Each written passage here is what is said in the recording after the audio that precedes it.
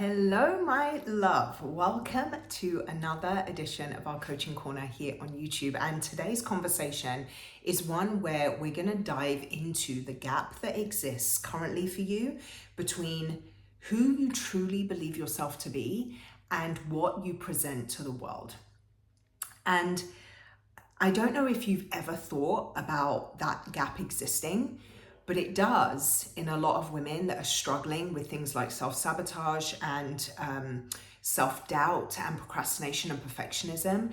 And I want to get really clear about what it's costing you, because it does have a cost. It's something that is in the way of you truly being able to call in and step into the thing that you want for your life the very most. My name is Sabrina Militello. I'm a coach and founder of Empower Her Coaching, and we're just going to dive into this conversation because I think it's really important for us to kind of lay bare what is going on so that you can move beyond it, right? So I've got my notes here like I always endeavor to do now so that I don't go off on these random tangents, but we keep things in line. But I want you to imagine this. You present that you have it all together, don't you? I know that there's certain areas of your life, maybe it's in your career, maybe it's in your business, maybe there's certain relationships that you're in where you present like you've got it all together, you've got things figured out, but privately you sit back and you kind of question everything. You question whether you're doing it right. You question whether you're in the right place. You question whether this is ever really going to work out for you. And so outward facing, I've got it together. I'm doing the things. I'm grounded. I'm solid. And behind the scenes, you're kind of in this mental spiral that is leaking energy and it's kind of sapping your self-belief. The thing that I want us to get really clear on is that there is a neuroscientific thing that is happening here between who you are and who you present, right? There's an identity collapse that's happening there. And in neuroscience, this is a problematic situation. The brain will always return to the deepest level of self-concept. Let me say that again. Your brain will always return to your deepest held level of self-concept. So consider that. You're out here trying to do all the things, trying to create all the things, trying to work on all the things, while your brain secretly is like, okay, you can't do that. Who do you think you are? Like that quiet inner critic is loud and rampant, and she's just running her mouth because your self-concept is tied to that noise, and you're always chasing the external success while secretly being rooted in this that kind of noise. Can you understand what I'm saying? So if you're really striving towards creating that level of freedom that you want for your life, or a certain income level, or a certain impact level, or you're wanting to present in a particular way for your family and your loved ones, but truthfully inside, you don't believe that you're worthy of that, or you're capable of that, or that it's ever going to work in the way that you want, your brain physically at a neuroscientific level is sabotaging your ability to show up in those areas. Maybe you can fake it one time, but consistently over time to show up at a level that is higher of who you truly believe yourself to be, that's not going to stick. It's not going to last for a long time.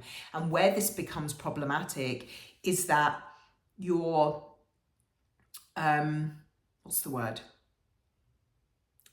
That's the real source of your exhaustion. If you feel as if nothing is going right and you're just exhausted by the effort, exhausted by the trying, that's why. It's not because you can't do it. It's not because you're asking yourself to operate at a level that's higher than your capability. the collapse of you physically trying to go and move and operate beyond who you believe yourself to be, that's causing the exhaustion, that's causing the self-sabotage, and that's causing the stalled momentum that you're experiencing. So the thing that I really want you to get is that it's not that you can't do it, it's that you're fighting against your current level of self-perception. And in order to break out of that, you have to start seeing yourself differently.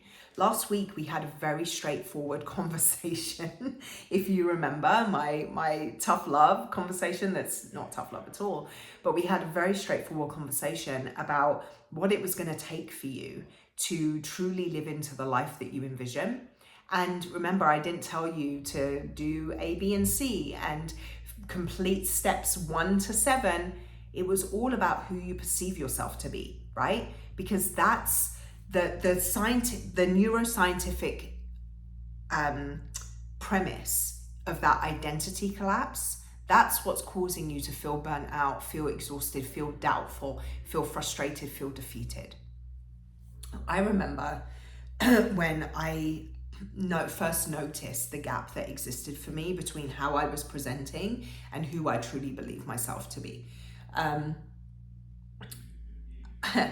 I was performing a lot. I was in a season of my life where I co-owned a boutique fitness studio. I had my personal training business. I was teaching group exercise. We had a staff that I was in charge of their growth, their development, their continual education, and their continual development of their skill level in their teaching. And then I was obviously managing myself and leading myself with my business and teaching myself marketing and all these kinds of things. Like how I was presenting out there was as a businesswoman. And it was successful in certain respects because I would achieve things that people respected.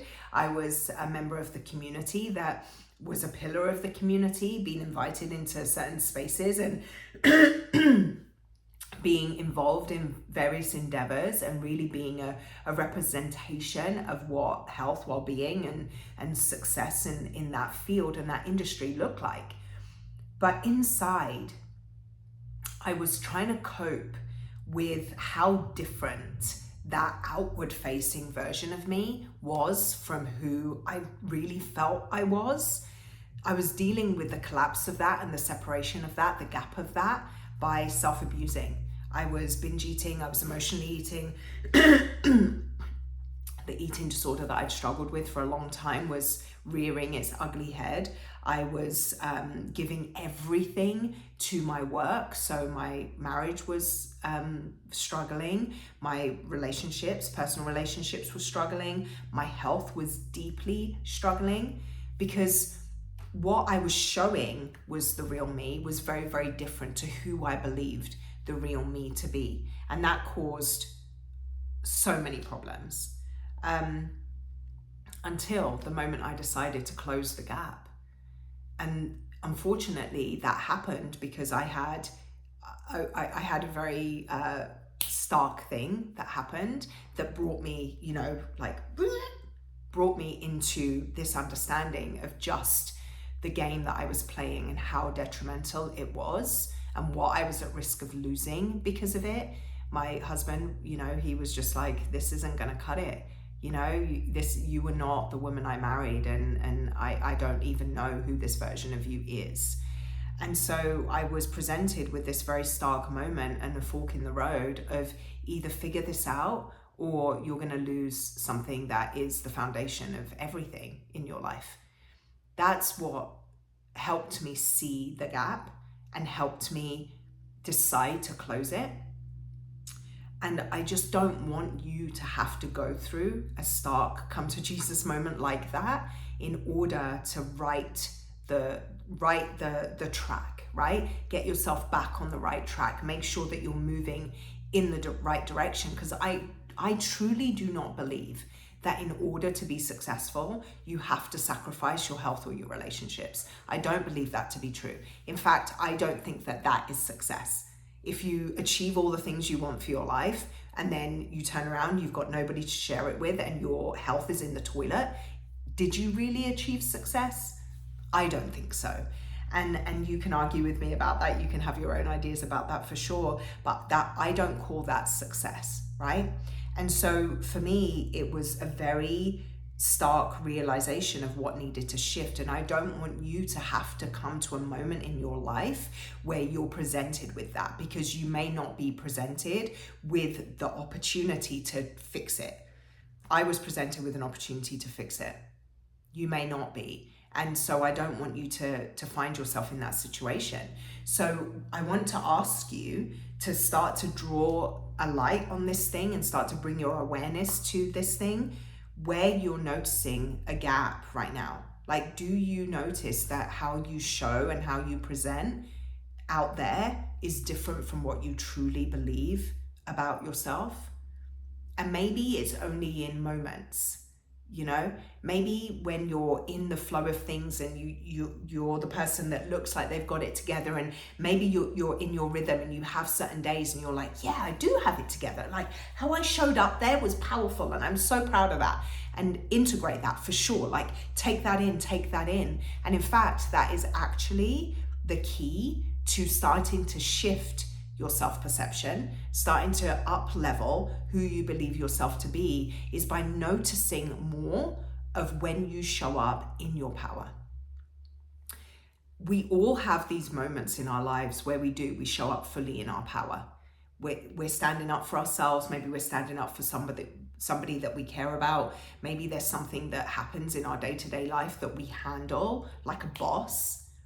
But the problem is we don't integrate those moments. We don't really take it on that, hey, that was an example of my best self that just showed up right there.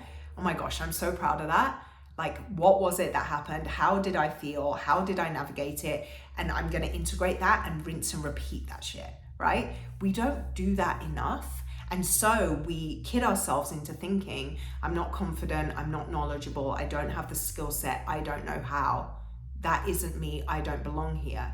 When actually we have a ton of evidence that negates that. We just don't see it. We don't give ourselves the credit for it. So I really want you to notice the gap that exists for you, but then start to ask yourself, where is it that I step fully into my power and I own it? And how can I start to notice and integrate that more in order to start to up level that self-perception that I have? Because that is going to be the key. All right.